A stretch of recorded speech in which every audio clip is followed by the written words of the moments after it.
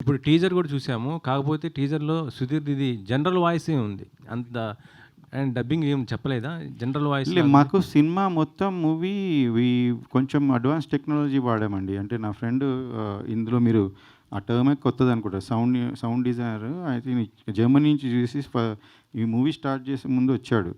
వచ్చి జర్మనీ నుంచి ఒక హాట్‌స్టార్‌లో ఒక సీరీస్ చేశాడు. తర్వాత వచ్చి నేనిట్లా చేశాను. నీకు డబ్బింగ్ ఇవన్నీ ఖర్చులు తగ్గుతాయంటే నాకు తెలవదప్పుడు. ఎందుకంటే మనం జనరల్‌గా బయట చేయిస్తాం తర్వాత. అట్లానే ఆయన ఇప్పుడే కాదు, మేము స్టార్టింగ్ సాంగ్స్‌కి ముందే మేము చూసుకుంటున్నప్పుడు సినిమా కూడా అంతా ఆయన క్లీన్ చేసి, ఆయన కొత్త టెక్నాలజీ వాడి ఆయన పర్సన్స్‌ని పెట్టి చేయించారు. సో, జనరల్లీ మనకి అంత అవసరం ఉండదు డబ్బింగ్. కొంచెం న్యాచురల్‌గా ఉన్న చోట్ల న్యాచురల్‌గా పెట్టాము.